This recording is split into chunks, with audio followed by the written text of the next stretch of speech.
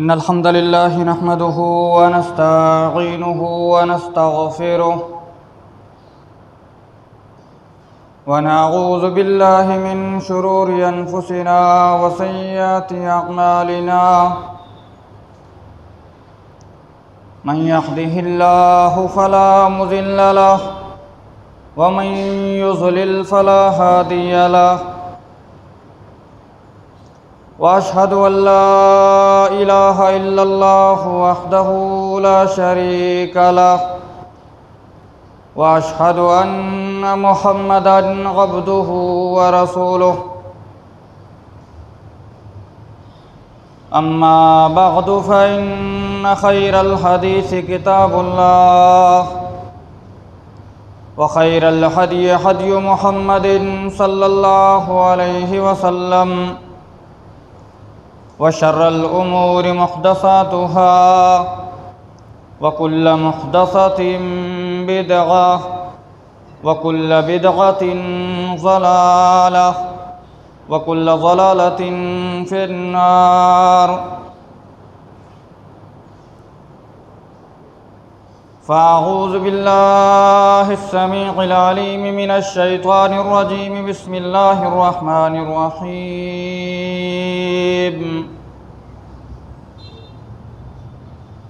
لقد من الله على المؤمنين إذ بعث فيهم رسولا من أنفسهم يتلو عليهم آياته ويزكيهم ويعلمهم الكتاب والحكمة وإن كانوا من قبل لفي ضلال مبين. وقال جل شانه في محكم التنزيل في مقام آخر: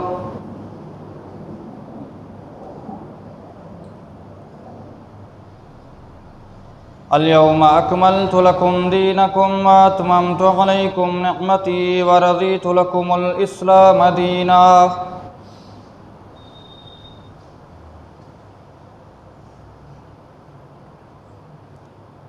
وعن عائشة أم المؤمنين زوج النبي رضي الله عنها قالت: سمعت رسول الله صلى الله عليه وسلم يقول: من عمل عملا ليس عليه أمرنا فهو رد. رواه مسلم. وعن عائشة رضي الله عنها قالت: قال رسول الله صلى الله عليه وسلم: من أحدث في أمرنا هذا ما ليس منه فهو رد. متفق عليه. وعن أبي هريرة رضي الله عنه قال: قال رسول الله صلى الله عليه وسلم: كل أمتي يدخلون الجنة إلا من يأبى. قيل: ومن يأبى يا رسول الله؟ قال: من أطاعني دخل الجنة ومن عصاني فقد أبى. رواه البخاري. رب اشرح لي صدري ويسر لي أمري واحلل عقدة من لساني يفقهوا قولي. اللهم انفعنا بما علمتنا وعلمنا ما ينفعنا وزدنا علما. حاضرین جماعہ، معزز سامعین، بزرگان دین، نوجوانان ملت اسلامیہ، عزیز بچوں، اسلامی ماں اور بہنوں، ہر قسم کی تعریف و توصیف، حمد و ثنا، بڑائی و بزرگی، عظمت و کبریائی، تسبیح و تحمید، تکبیر و تحلیل، عبادت و بندگی، پوجا و پرستش اسی اکیلے رب العالمین وحدہ لا شریک کے لیے لائق اور سزاوار ہے، جو رب العالمین احکم الحاکمین ارحم الراحمین، اکیلا اور تنہا، کل کائنات کا خالق، تمام جہانوں کا مالک ہے۔ لاکھوں کروڑوں درود و سلام نازل ہوں رب العزت کے بھیجے ہوئے تمام برگزیدہ جلیل القدر اور اولو العزم انبیاء کرام پر، بالخصوص ان گنت بے شمار لا تعداد درود و سلام نازل ہوں اور تا قیامت نازل ہوتے رہیں ہمارے اور ساری کائنات کے آخری نبی احمد مجتبی محمد مصطفیٰ جناب محمد الرسول اللہ صلی اللہ علیہ وسلم کی ذات گرامی پہ اللہم صلی علی محمد وعلی آل محمد کما صلیت علی ابراہیم وعلی آل ابراہیم انک حمید مجید اللہم بارک علی محمد وعلی آل محمد کما بارکت علی ابراہیم وعلی آل ابراہیم انک حمید مجید۔ وہ ذات وہ ہستی کہ جن کو رب کائنات نے کائنات کی ہدایت اور رہنمائی کے لیے اس دنیا کے اندر بشیر اور نذیر اور داعی بنا کر کے بھیجا، وہ ذات مبارکہ مطہرہ مقدسہ کہ جنہوں نے تمام طرح کی تکلیفوں اور پریشانیوں کو جھیل کر کے اللہ کے دین کو امت تک من و عن پہنچایا، خود بھی اس پر عمل کر کے دکھلایا اور امت تک پہنچایا۔ اپنے آخری ایام کے اندر حجۃ الوداع کے موقع پر آپ صلی اللہ علیہ وسلم نے اپنے ساتھیوں سے اس بات کی گواہی بھی لے لی کہ کیا میں نے اللہ کی امانت کو ہو بہو تمہارے حوالے نہیں کر دیا؟ تمام صحابہ کرام نے یک زبان ہو کر کے کہا کہ اللہ کے رسول صلی اللہ علیہ وسلم، آپ نے اللہ کے دین کو، شریعت کو، جو باتیں اللہ رب العالمین نے آپ کو بتلائیں ان کو امت تک پورا کا پورا پہنچا دیا۔ لقد ادیت وبلغت ونصحت الامہ، آپ نے جو اللہ رب العالمین نے آپ کو ذمہ داری دی تھی اس کو ادا کر دیا۔ تبلیغ کا جو کام اللہ رب العالمین نے آپ کو سونپا تھا، یا ایھا الرسول بلغ ما انزل الیک من ربک وان لم تفعل فما بلغت رسالتہ کی آیت کے اندر جو اللہ رب العالمین نے آپ کو رسالت اور تبلیغ کی جو ذمہ داری عائد کی تھی، اس ذمہ داری کو بلغت، آپ نے پہنچا دیا، ہر چیز کو آپ نے واضح کر دیا۔ ونصحت الامہ، اور امت کی خیر خواہی کر دی۔ تمام صحابہ کرام جو کہ اس وقت آپ صلی اللہ علیہ وسلم کے سامنے موجود تھے، تقریباً 1.25 لاکھ کا مجموعہ تھا، تمام لوگوں نے ایک زبان ہو کر کے اس بات کی گواہی دی، بلکہ خود رب العالمین نے کلام مجید کے اندر ارشاد فرمایا الیوم اکملت لکم دینکم واتممت علیکم نعمتی ورضیت لکم الاسلام دینا۔ حجۃ الوداع سن 10 ہجری کے اندر 9 ذی الحجہ کی تاریخ کے موقع پر عرفات کے میدان میں جب آپ صلی اللہ علیہ وسلم وقوف کیے ہوئے تھے، اپنی اونٹنی پر سوار تھے، ایسے عالم میں اللہ رب العالمین جبریل علیہ السلام کو آپ کے پاس وحی دے کر کے بھیجتا ہے۔ جبریل علیہ السلام آتے ہیں، قرآن کی یہ آیت نازل ہوتی ہے الیوم اکملت لکم دینکم واتممت علیکم نعمتی، کہ آج میں نے اپنی نعمت کو پورا کر دیا۔ کائنات کی تمام نعمتوں میں سب سے بڑی نعمت ایمان کی نعمت، توحید کی نعمت، اسلام کی نعمت ہے، اس نعمت کو میں نے تمہارے اوپر مکمل کر دیا، کمپلیٹ کر دیا۔ الیوم اکملت لکم دینکم،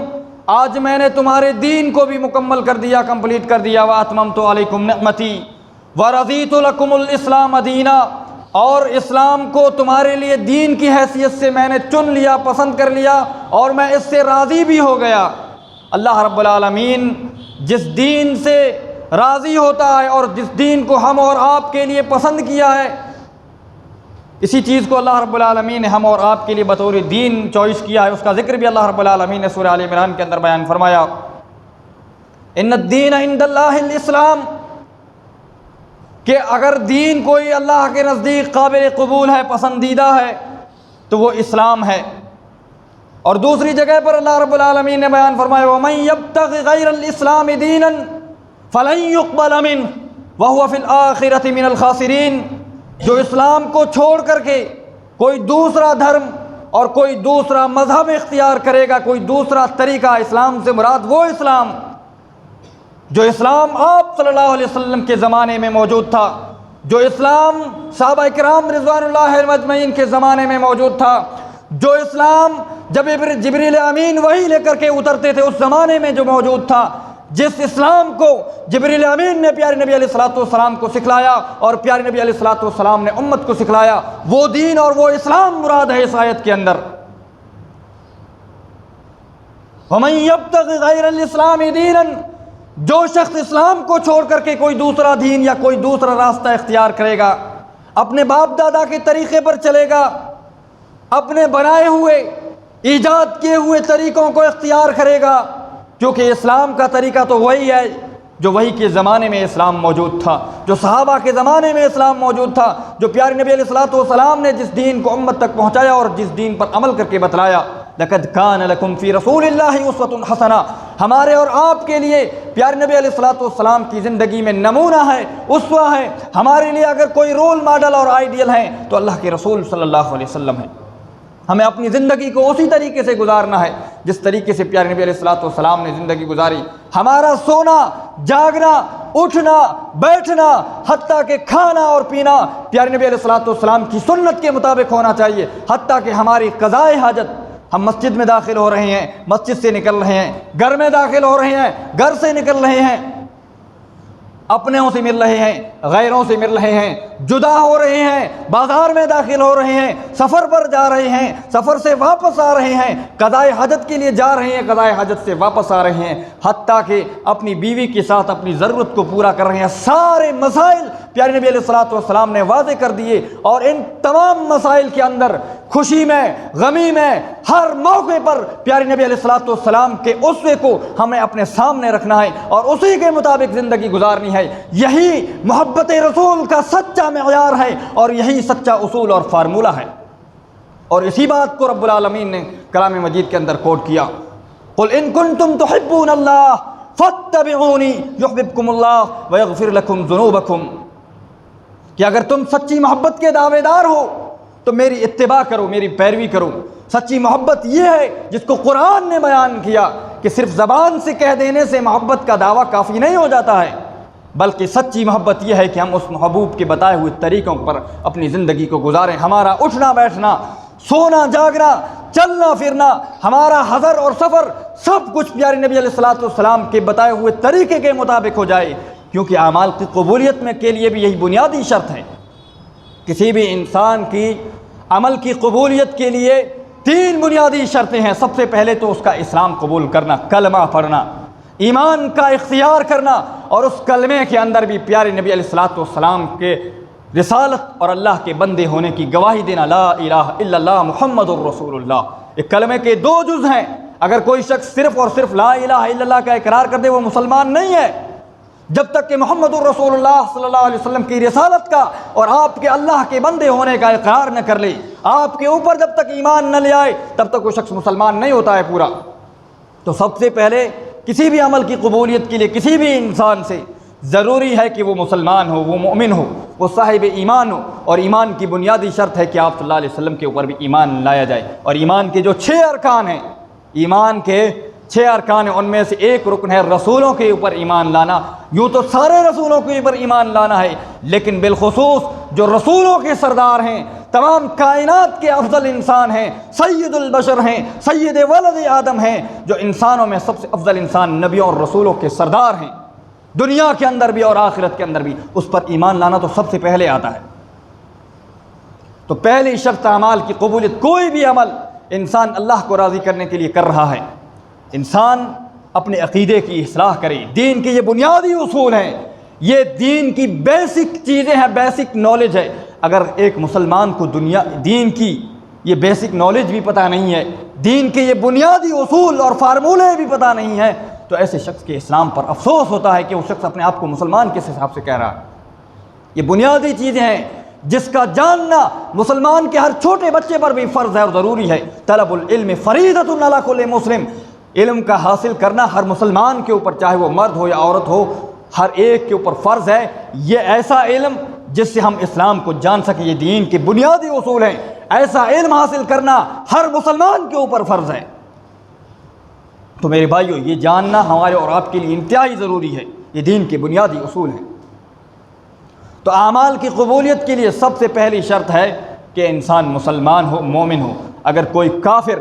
کوئی یہودی، کوئی نصرانی جو آپ صلی اللہ علیہ وسلم کے اوپر ایمان نہیں رکھتا، یا اللہ کی توحید کا اقرار ہی نہیں ہے، وہ نماز پڑھ لے، وہ روزہ رکھ لے، وہ زکوٰۃ دے دے، وہ حج کر لے، وہ ذکر و اذکار کر لے، وہ جتنی عبادتیں ہیں مرضی کر لے، وہ اس کی عبادتیں قابل قبول نہیں ہوں گی۔ وَمَن يَبْتَغِ غَيْرَ الْإِسْلَامِ دِينًا فَلَن يُقْبَلَ مِنْهُ، جو اسلام کو چھوڑ کر کے کوئی دوسرا دین، کوئی دوسرا طریقہ، کوئی دوسرا راستہ اختیار کرے گا، فَلَن يُقْبَلَ مِنْهُ، تو اس سے قبول نہیں کیا جائے گا، وہ ریجیکٹ کر دیا جائے گا۔ وَهُوَ فِي الْآخِرَةِ مِنَ الْخَاسِرِينَ، دنیا کے اندر اس کا وہ طریقہ، اس کا وہ راستہ تو ریجیکٹ کر دیا جائے گا، ریجیکٹڈ ہو جائے گا، لیکن آخرت کے اندر وہ نقصان اٹھانے والوں میں سے ہوگا، وہ خسارہ اٹھانے والوں میں سے ہوگا۔ اگر ہمیں کامیابی چاہیے، ہمارے اعمال اللہ کی بارگاہ میں مقبول ہوں، دنیا کے اندر قبول ہوں، اور آخرت کے اندر بھی اللہ رب العالمین ہمیں اس کے اوپر ثواب عطا کرے، میزان عمل میں اس کو تولا جائے، تو سب سے پہلی شرط یہ ہے کہ ایمان کو اختیار کرنا ہوگا، ایمان لانے کے بعد اعمال کو انجام دینا ہوگا۔ اور دوسری شرط عمل کی قبولیت، اب انسان، ایک مسلمان کے عمل کی قبولیت کے لیے دو شرطیں ہیں، عام انسان کی عمل کی قبولیت کے لیے تین شرطیں۔ سب سے پہلی شرط کہ وہ مسلمان ہو، کلمے کا اقراری ہو، اللہ کی توحید اور نبی کریم صلی اللہ علیہ وسلم کی رسالت کا اقرار کرنے والا ہو۔ اب یہ مسلمان کے اندر اگر شرط پائی جاتی ہے، تب ایک مسلمان کے اعمال کی قبولیت کے لیے دو شرطیں ہیں، اور دونوں شرطوں کا بیک وقت پایا جانا ضروری ہے، اور یہ تو ہمارا ایمان اور عقیدہ ہے۔ آج بہت سارے لوگ ہیں جو ہمارے اور آپ کے اوپر اعتراضات کرتے ہیں کہ نعوذ باللہ اہل حدیث نبی کی محبت کے انکاری ہیں یا نبی کے گستاخ ہیں۔ ہمارا تو بنیادی ایمان ہے، ہمارا یہ عقیدہ ہے، ہمارے یہ سیلیبس میں شامل ہے کہ جو شخص کوئی بھی عمل کر رہا ہے، اگر دو شرطوں میں سے کوئی ایک شرط نہیں پائی جاتی ہے تو اس کا عمل اللہ کی بارگاہ میں قابل قبول نہیں ہے۔ وہ دو شرطیں کیا ہیں؟ آئیے ان دو شرطوں کو بھی جان لیتے ہیں۔ سب سے پہلی شرط کہ وہ عمل اخلاص کے ساتھ انجام دیا جائے، صرف اور صرف اللہ کو راضی کرنے کے لیے، دکھلاوے کے لیے نہیں، کسی انسان کو یا مخلوق میں سے کسی شخص کو راضی کرنے کے لیے نہیں، خالص اللہ کی رضا کے لیے اس عمل کو انجام دیا جائے۔ انسان کی منشا یہ ہو کہ اس عمل سے اللہ رب العالمین خوش ہو جائے۔ انسان حج کر رہا ہے تو لوگوں کو دکھلانے کے لیے، نماز پڑھ رہا ہے تو اچھے رکوع اور سجدوں کو اچھے طریقے سے ادا کر رہا ہے، انسانوں کو دیکھنے کے لیے نہیں، اللہ کو راضی کرنے کے لیے ادا کرے۔ جتنی بھی عبادتیں ہیں ساری عبادتوں کو اللہ کو راضی کرنے کے لیے انجام دیں۔ اور دوسری شرط کو کان کھول کر کے سن لیں، ہمارا یہ بنیادی ایمان ہے کہ اگر یہ دوسری شرط نہیں پائی گئی کسی بھی عمل کے اندر، دنیا کا کوئی بھی عمل آپ انجام دے لیں جس کو دین کے نام پر آپ انجام دے رہے ہیں، ثواب حاصل کرنے کے لیے، اجر حاصل کرنے کے لیے، دین سمجھ کر کے اللہ کو راضی کرنے کے لیے، یا پیارے نبی علیہ الصلوۃ والسلام کی محبت میں آپ اس عمل کو انجام دے رہے ہیں، اگر وہ شرط نہیں پائی گئی تو وہ عمل بدعت شمار کیا جائے گا، وہ عمل نیک عمل نہیں ہوگا۔ وہ دوسری شرط کیا ہے؟ کہ وہ عمل پیارے نبی علیہ الصلوۃ والسلام کے بتائے ہوئے طریقے کے مطابق ہو، آپ صلی اللہ علیہ وسلم نے جیسے عمل کیا ہے ویسے عمل کیا جائے۔ لقد کان لکم فی رسول اللہ اسوۃ حسنہ یا ایھا الذین آمنوا اطیعوا اللہ واطیعوا الرسول ولا تبطلوا اعمالکم، کیا ایمان والو اللہ کی اور اس کے رسول کی اطاعت کرو، اپنے اعمال کو ضائع اور برباد نہ کرو۔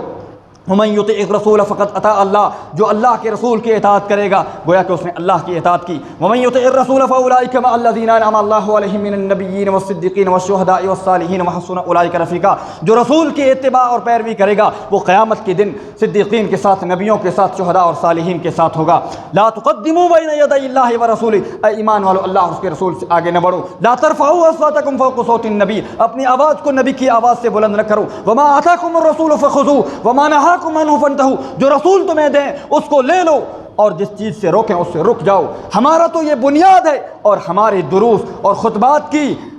جو بنیاد ہوتی ہے، جو جڑ ہوتی ہے، وہ اللہ اور اس کے رسول، قال اللہ اور قال الرسول۔ ہم تو رسول سے آگے بڑھنے کا نام ہی نہیں لیتے ہیں، ہماری ہر بات کی شروعات قال اللہ سے اور ہر بات کا اختتام اور اینڈنگ قال الرسول پر ہوتا ہے۔ ہم نے رسول کے علاوہ کسی کو امام جانا ہی نہیں، ہم نے رسول کے علاوہ کسی کو پیر مانا ہی نہیں، ہم نے کائنات کے ولیوں میں سب سے بڑا ولی اگر کسی کو مانا تو پیارے رسول صلی اللہ علیہ وسلم کو مانا، کائنات کے اماموں میں سب سے بڑا امام اگر کسی کو مانا تو جناب محمد رسول اللہ صلی اللہ علیہ وسلم کو مانا۔ ہم نے تو یہ بھی برداشت نہیں کیا کہ کسی شخص کے سامنے پیارے رسول کی حدیث آ جائے اور وہ اس کو اپنے ہیلے سے اور حجت سے ٹھکرا دے، ہم تو ایسے شخص کی اس حجت کو بھی برداشت نہیں کرتے ہیں۔ پیارے نبی علیہ الصلوۃ والسلام کی وہ حدیث ہمارے سامنے ہے، کل امتی یدخلون الجنۃ الا من ابا، یا قیل ومن یابى یا رسول اللہ، آج ہمارے عقیدے کو اور ہمارے ایمان کو بھی جانتے جائیے کہ ہمارا پیارے رسول علیہ الصلوۃ والسلام کے بارے میں ایمان اور عقیدہ کیا ہے۔ ہم تو یہ ایمان رکھتے ہیں کہ اگر کوئی شخص پیارے رسول صلی اللہ علیہ وسلم سے محبت نہیں کرتا ہے تو وہ شخص مسلمان ہی نہیں ہے۔ لا یؤمن احدکم حتی اکون احب الیہ من والدہ وولدہ والناس اجمعین، کوئی شخص مومن کامل اس وقت تک نہیں بن سکتا ہے جب تک کہ وہ اپنے آپ سے، اپنے والدین سے، اپنے بیوی بچوں سے اور کائنات کے تمام انسانوں سے زیادہ پیارے رسول علیہ الصلوۃ والسلام سے محبت نہ کرنے لگ جائے۔ یہ محبت کا معیار ہے، یہ اصول ہے ہمارے لیے۔ ہم محبت کے معیار کو صحابہ کے ایمان کو معیار مانتے ہیں اور اسی کے مطابق پیارے رسول علیہ الصلوۃ والسلام سے محبت کرتے ہیں جس طریقے پر صحابہ کرام نے اللہ کے رسول صلی اللہ علیہ وسلم سے محبت کی۔ تو کسی بھی عمل کی قبولیت کے لیے بنیادی شرط ہے کہ وہ عمل پیارے رسول علیہ الصلوۃ والسلام کے بتائے ہوئے طریقے کے مطابق ہو۔ اگر وہ عمل پیارے رسول علیہ الصلوۃ والسلام کے بتائے ہوئے طریقے کے مطابق نہیں ہے تو وہ عمل بدعت شمار ہوگا، چاہے اس کو انسان کتنا ہی نیک نہ سمجھ رہا ہو، اپنی نظروں میں انسان اس کو کتنا ہی اچھا کیوں نہ سمجھ رہا ہو۔ اور ایک بات اور واضح کر دوں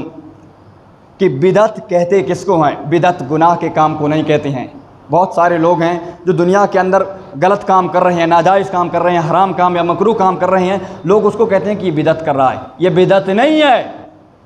وہ یا تو حرام ہوگا یا ناجائز ہوگا یا مکروہ ہوگا یا شریعت نے اس کی اجازت نہیں دی ہوگی۔ بدعت کہتے ہیں نیک عمل کو، بدعت کہتے ہیں اس عمل کو جس کو انسان دین سمجھ کر کے کرے، جس کو انسان اللہ کو راضی کرنے کے لیے کرے، جس عمل کو انسان اجر اور ثواب حاصل کرنے کی نیت سے انجام دے، اس عمل کو بدعت کہتے ہیں اگر وہ عمل پیارے نبی علیہ الصلوۃ والسلام کے طریقے کے مطابق نہ ہو۔ اور یہ تعریف میں اپنی طرف سے نہیں کہہ رہا ہوں، بلکہ کسی بھی مسلک کی آپ کتاب اٹھا کر کے دیکھ لیں، محدثین کی کتابیں دیکھ لیں کہ انہوں نے جب حصول حدیث کو بیان کیا، حدیث کے جو اصول اور فارمولے ذکر کیے، اس کے قواعد ذکر کیے، تو وہاں پر بدعت کی تعریف کے اندر یہی تعریف تمام محدثین نے بالاتفاق یہی تعریف کی ہے۔ بلکہ ایک بات کی وضاحت کر دوں کہ جاء الحق ہمارے بریلوی بھائیوں کی مشہور کتاب ہے، جاء الحق مشہور کتاب ہے جس کے مصنف احمد یار خان نعیمی، وہ اپنی اس کتاب جاء الحق جو کہ معروف کتاب ہے، مشہور اور معتبر کتاب ہے، مستند کتاب ہے،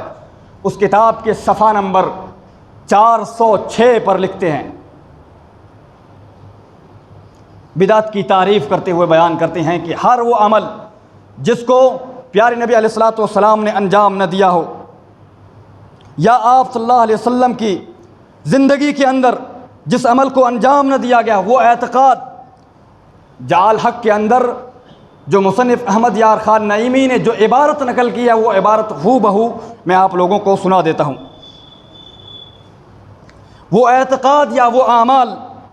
جو کہ حضور علیہ الصلوۃ والسلام کے زمانے حیات ظاہری کے اندر موجود نہ ہوں، بعد میں ایجاد ہوئے ہوں، وہ بدعت شمار ہوں گے۔ وہ اعمال یا وہ اعتقادات، اعمال یعنی انسان جو انجام دیتا ہے اپنے اعضاء و جوارح سے، اور اعتقادات یعنی دل کے اندر جو عقیدہ رکھتا ہے، وہ تمام جو حضور علیہ الصلوۃ والسلام کے زمانے حیات ظاہری کے اندر، وہ حیات ظاہری کے قائل ہیں حضور صلی اللہ علیہ الصلوۃ والسلام کی زندگی کے، اسی لیے ان الفاظ کا استعمال کیا، کہا حضور کی زمانے حیات ظاہری میں موجود نہ ہوں، بعد میں ایجاد ہوئے ہوں، وہ کیا شمار کیے جائیں گے؟ وہ بدعت شمار کیے جائیں گے۔ سارے محدثین نے، سارے مفسرین نے اور کائنات کی تمام علماء نے یہی بدعت کی تعریف کی ہے، یہی بدعت کی تعریف ہے۔ جو عمل پیارے نبی یا اعتقاد جو پیارے نبی علیہ الصلوۃ والسلام کے زمانے کے اندر موجود نہ ہو، وہ عمل بدعت شمار کیا جائے گا۔ اور یہی مصنف اسی کتاب کے اندر صفحہ نمبر 236 کے اندر بیان کر رہا ہے، میلاد کے تعلق سے لکھ رہے ہیں، اور عربی میں وہ عبارت ہے، لم یفعلہ احد من القرون الثلاثہ انما حدث بعد، کہ اس عمل کو، میلاد کے عمل کو، کتاب جاء الحق جلد نمبر 1 صفحہ نمبر 236، اگر کوئی بھی شخص اس ریفرنس کو دیکھنا چاہے تو دیکھ سکتا ہے۔ مصنف احمد یار خان نعیمی وہ کہتے ہیں کہ لم یفعلہ احد من القرون الثلاثہ، کسی نے اس کو نہیں انجام دیا جو 3 صدیاں افضل صدیاں تھیں، جو 3 صدیاں افضل صدیاں تھیں، آپ صلی اللہ علیہ وسلم کا دور، صحابہ کا دور اور تابعین کا دور، جن کو پیارے نبی علیہ الصلوۃ والسلام نے اپنی زبان مبارک سے بیان فرمایا، خیر القرون قرنی ثم الذین یلونہم ثم الذین یلونہم، سب سے بہترین زمانہ میرا زمانہ ہے، اس کے بعد صحابہ کا زمانہ، اس کے بعد تابعین کا زمانہ۔ یہ جو 3 صدیاں ہیں اسلام کی سب سے بہترین اور افضل صدیاں ہیں، کہتے ہیں کہ لم یفعلہ احد من القرون المفضلہ، کہ قرون الثلاثہ 3 کی اسلام کی جو شروع کی صدیاں ہیں، ان 3 صدیوں میں کسی نے اس کو انجام نہیں دیا۔ انما حدث بعد، بلکہ یہ تو بعد میں رونما ہوا ہے، یہ تو بعد میں ایجاد ہوا ہے۔ جیسا کہ میں نے کسی درس کے اندر ذکر کیا تھا کہ یہ میلاد کی جو بدعت ہے، اسی تعریف کے مطابق، کیونکہ رسول کے زمانے میں تو چھوڑیے، صحابہ کے زمانے میں بھی نہیں تھا، تابعین کے زمانے میں بھی نہیں تھا، خود ان کے مصنف کے قول کے مطابق۔ اور جیسا کہ میں نے ذکر کیا کہ خود بریلویوں کی کتاب فتاوی رضویہ کے اندر جلد نمبر 26 کے اندر امام احمد رضا خان بریلوی لکھتے ہیں کہ پیارے نبی علیہ الصلوۃ والسلام کی جو تاریخ پیدائش ہے وہ 8 ربیع الاول ہے، 12 ربیع الاول نہیں ہے، بلکہ 8 ربیع الاول وہ تاریخ کی پیدائش کو قرار دیتے ہیں۔ فتاوی رضویہ کی جلد نمبر 26 کے اندر کوئی بھی شخص اس چیز کو دیکھ سکتا ہے۔ تو میرے بھائیوں، کہنے کا اور عرض کرنے کا مقصد یہ ہے کہ یہ تو پیارے نبی علیہ الصلوۃ والسلام کے زمانے میں موجود نہیں تھی، صحابہ کے زمانے میں بھی موجود نہیں تھی، تابعین کے زمانے میں بھی موجود نہیں تھی، جو شروع کی 3 صدیاں 300 سال تک موجود نہیں تھی،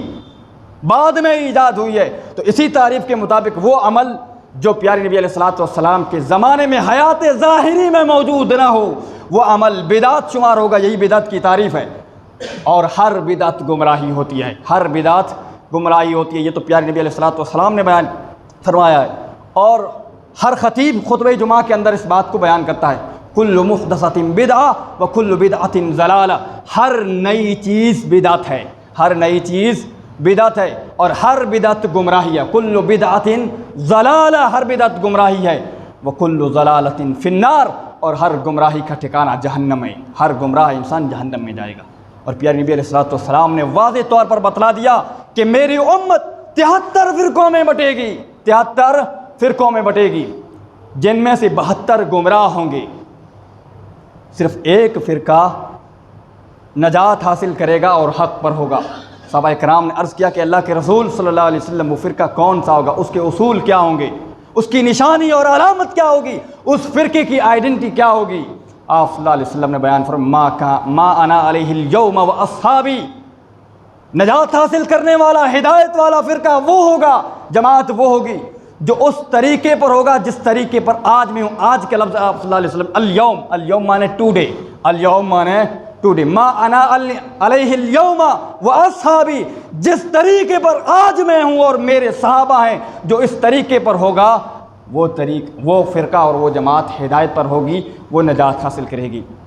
یعنی اصول ہدایت کے لیے، نجات حاصل کرنے کے لیے، جس کو فرقہ ناجیہ کہا جاتا ہے، جو حقیقت میں اہل سنت والجماعت ہیں، حقیقت میں اہل سنت والجماعت ہم ہیں،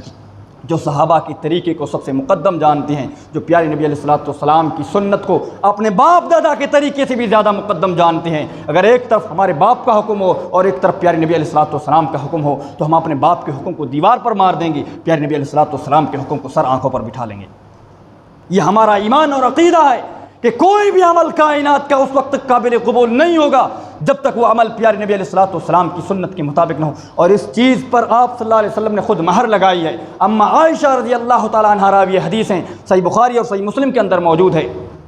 من احدث فی امرنا ھذا ما لیس منہ فہو رد، جس نے اس دین کے اندر کوئی ایسی بدعت ایجاد کی جو موجود نہیں تھی تو وہ عمل بھی مردود ہے، ریجیکٹڈ ہے، اور اس عمل کا کرنے والا بھی مردود ہے۔ آج لوگ دوسروں کے اوپر اعتراضات کرتے ہیں کہ مردود ہے، ابلیس کے طریقے پر چل رہے ہیں، نعوذ باللہ۔ ہم تو پیارے نبی علیہ الصلوۃ والسلام کے طریقے کو اپنا رہے ہیں اور دوسروں کو بھی اپنانے کی ترغیب دے رہے ہیں۔ صرف ایک بات پیش کر دو کہ پیارے نبی علیہ الصلوۃ والسلام نے اپنی پوری زندگی کے اندر 40 سالہ نبوت سے پہلے اور 23 سالہ نبی ہونے کے بعد پوری 63 سالہ زندگی کے اندر صرف ایک بار منایا ہو یا کسی ایک صحابی کو منانے کا حکم دیا ہو۔ آپ کی زندگی میں یہ دن آیا تھا یا نہیں آیا تھا؟ آپ کی زندگی میں یہ دن آیا تھا، اور کئی بار آیا تھا، بار بار آیا تھا۔ اگر آپ صلی اللہ علیہ وسلم 13 سال کے ہو جائیں اور اس وقت انسان کو ہوش آ جاتا ہے، اس وقت سے لے کر اگر شمار کریں تو بھی 50 بار آپ صلی اللہ علیہ وسلم کی زندگی میں یہ دن آیا، آپ نے ایک بار بھی منایا ہوگا نا؟ ایک بار اگر نہیں منایا ہے تو پھر ہم اور آپ کیوں منائیں؟ کسی 1.25 لاکھ صحابہ کرام میں سے کسی ایک صحابی نے اس دن کو منایا ہوگا۔ صحابہ کو چھوڑیے، تابعین کو چھوڑیے، چاروں اماموں کی جن کی تقلید کا ہم اور آپ دعویٰ کر رہے ہیں، اگر ان چاروں اماموں میں سے کسی ایک امام نے بھی منایا ہو ثابت کر دو۔ چاروں اماموں سے امام ابو حنیفہ رحمہ اللہ، امام مالک رحمہ اللہ، امام شافعی رحمہ اللہ، امام احمد بن حنبل رحمہ اللہ، ان چاروں اماموں میں سے کسی ایک امام نے بھی اپنی زندگی کے اندر اس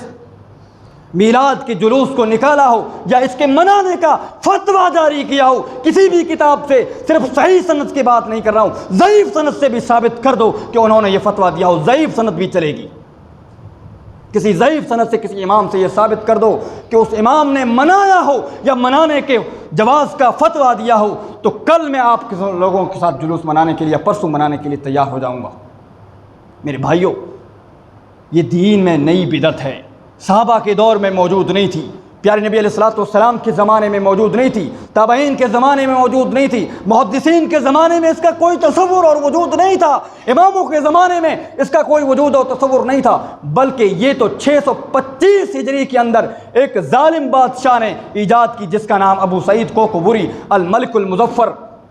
الملک المعظم مظفر الدین، جو کہ اربل، جو کہ موصل کہا جاتا ہے، اربل کا بادشاہ تھا، اس نے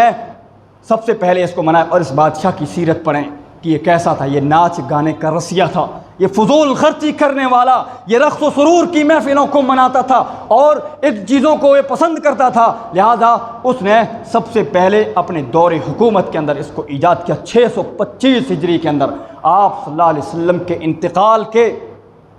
612 یا 13 سالوں کے بعد یہ بدعت ایجاد کی گئی۔ آپ صلی اللہ علیہ وسلم کے انتقال، زندگی تو چھوڑیے، آپ صلی اللہ علیہ وسلم کی وفات 11 ہجری میں ہوئی ہے اور 625 ہجری میں اس کو ایجاد کیا گیا، یعنی آپ صلی اللہ علیہ وسلم کے انتقال کے بعد 614 برس کے بعد یہ دنیا میں وجود ہوئی ہے۔ اب سوچ لیجئے کہ بعد میں، اور سب سے پہلے جس نے اس کے جائز ہونے کا فتویٰ دیا ابن دہیہ الکلبی ابو الخطاب، اس کے بارے میں تمام محدثین کا اتفاق ہے کہ یہ کذاب تھا۔ کذاب کا مطلب سب سے بڑا جھوٹا انسان، جس کے ضعیف ہونے کے اوپر تمام محدثین کا اتفاق ہے، اجماع ہے کہ یہ سب سے بڑا جھوٹ بولنے والا انسان تھا اور جھوٹی باتیں بیان کرتا تھا، اور ضعیف نہیں بلکہ موضوع حدیثیں، من گڑت حدیثیں، موضوع کا مطلب ہے من گڑت حدیثیں بیان کرنا، یہ موضوع حدیثیں، من گڑت حدیثیں بیان کیا کرتا تھا، اور سب سے پہلے اسی نے 625 ہجری کے اندر اسی کتاب میلاد کے اوپر کتاب لکھی۔ تو میرے بھائیوں، یہ تو 600 سال کے بعد ایجاد ہوئی ہے، تو اس کا سنت سے کیسے تعلق ہم اور آپ قائم کر سکتے ہیں، اور اس کو پیارے نبی علیہ الصلوۃ والسلام کی محبت سے کیسے جوڑ سکتے ہیں؟ من عمل عملا لیس علیہ امرنا فہو رد، جس نے کوئی ایسا کام کیا جس کے اوپر آپ صلی اللہ علیہ وسلم نے فرمایا ہماری مہر نہیں ہے، وہ عمل مردود ہے، اور عمل کرنے والا بھی مردود ہے۔ صحیح مسلم کی روایت ہے، اور اس کی راویہ بھی اما عائشہ رضی اللہ تعالیٰ عنہا ہیں۔ تو بہرحال کہنے کا اور عرض کرنے کا مقصد یہ ہے کہ ایک مسلمان کو، ایک مومن کو اپنی زندگی کے اندر اگر عبادت کرنی ہے تو صرف اور صرف اللہ کی، اور اگر طریقہ اپنانا ہے، راستہ اپنانا ہے، تو پیارے نبی علیہ الصلوۃ والسلام کا راستہ اپنانا ہے تمام زندگی کے معاملات کے اندر، صرف عبادات کے اندر نہیں بلکہ معاملات کے اندر بھی، اٹھنے بیٹھنے، رہنے سہنے، سونے جاگنے، چلنے پھرنے، اور تمام تر کے معاملات کے اندر، سفر میں ہو، حضر میں ہو انسان، تجارت میں ہو، مسجد میں ہو، گھر میں ہو، بازار میں ہو، مدرسے میں ہو، اسکول میں ہو، انسان جہاں کہیں بھی ہو، ان تمام رولز کو فالو کرے، اور آپ صلی اللہ علیہ وسلم کے طریقے کو، آپ کے راستے کو تمام راستوں سے مقدم جانے اور تمام راستوں سے بہتر اور افضل مانے، تبھی جا کر کے انسان سچا مومن ہوگا، اور تبھی جا کر کے قیامت کے دن اس کی نجات نصیب ہوگی، اور تبھی جا کر کے پیارے نبی علیہ الصلوۃ والسلام کے ہاتھ سے حوض کوثر کا جام نصیب ہوگا۔ کیونکہ پیارے نبی علیہ الصلوۃ والسلام بیان فرماتے، وقت زیادہ ہو گیا لیکن ایک حدیث یاد آ رہی ہے، بیان کر دوں کہ آپ صلی اللہ علیہ وسلم بیان فرماتے ہیں کہ میدان محشر قائم ہوگا، میں حوض کوثر پر موجود ہوں گا، کچھ لوگ میرے پاس آئیں گے حوض کوثر سے پانی پینے کے لیے، فرشتے بیچ میں حائل ہو جائیں گے، دیوار بن کر کے کھڑے ہو جائیں گے، اور ان کو گھما کر کے جہنم کی طرف لے جائیں گے، والعیاذ باللہ۔ میں پوچھوں گا، فرشتوں سے سوال کروں گا کہ تم ان کو کہاں لے کر کے جا رہے ہو، یہ تو میری امت کے لوگ ہیں، آپ صلی اللہ علیہ وسلم کیسے پہچانیں گے؟ ایک صحابی نے سوال کیا تھا، آپ صلی اللہ علیہ وسلم نے بتلایا کہ میں وضو کے اعضاء، وضو کے نشانوں سے، یعنی ان کے ہاتھ پیر اور چہرے چمک رہے ہوں گے جن کی وجہ سے میں پہچان لوں گا کہ یہ میری امت کے لوگ ہیں۔ گویا کہ وہ لوگ آپ کی امت کے لوگ ہوں گے، گویا کہ وہ لوگ نمازی ہوں گے، وہ لوگ وضو بنا کر کے نماز پڑھنے والے ہوں گے، ان کے چہرے چمک رہے ہوں گے جس کی وجہ سے آپ صلی اللہ علیہ وسلم کو لگے کہ یہ میری امت کے لوگ ہیں، اور فرشتوں سے پوچھیں گے میری امت کے لوگوں کو کہاں لے جا رہے ہو؟ فرشتے جائیں گے، کہیں گے انک لا تدری ما احدثوا بعدک، آپ کو نہیں پتا کہ آپ کے دنیا سے چلے جانے کے بعد یہ آپ کے تو امتی تھے لیکن انہوں نے دین کے اندر کیا کیا نئی بدعتیں ایجاد کی۔ تو بدعتی کو جام حوض کوثر نصیب نہیں ہوگا بلکہ فرشتے اس کو جہنم کی طرف لے کر کے چلے جائیں گے۔ آپ صلی اللہ علیہ وسلم ان کو پہچان لیں گے۔ اور ایک ضمنی مسئلہ بھی اس سے یہ پتہ چلا کہ آپ صلی اللہ علیہ وسلم عالم الغیب بھی نہیں ہیں، کیونکہ آپ صلی اللہ علیہ وسلم کو اس چیز کا علم نہیں تھا، اور یہ روایت صحیح مسلم کے اندر موجود ہے۔ تو میرے بھائیو، ضرورت اس بات کی ہے کہ ہم قرآن و حدیث کا مطالعہ کریں، اپنے اعمال کی اور اپنے عقائد کی اصلاح کریں۔ اللہ رب العالمین ہمیں دنیا کے اندر جب تک زندہ رکھے تو پکا اور سچا مسلمان بنا کر کے رکھے، پیارے نبی علیہ الصلوۃ والسلام کے اسوے اور طریقے پر چلنے کی توفیق عطا فرمائے۔ ہمیں جب تک زندہ رکھے تو ایمان پر اور اسلام پر زندہ رکھے، جب ہمارا خاتمہ ہو تو ایمان بالخیر پر خاتمہ ہو۔ آمین تقبل یا رب العالمین۔ اقول قولی ھذا واستغفر اللہ لی ولکم سائر المسلمین من کل ذنب فاستغفروہ انہ هو الغفور الرحیم۔ السلام علیکم ورحمۃ اللہ وبرکاتہ۔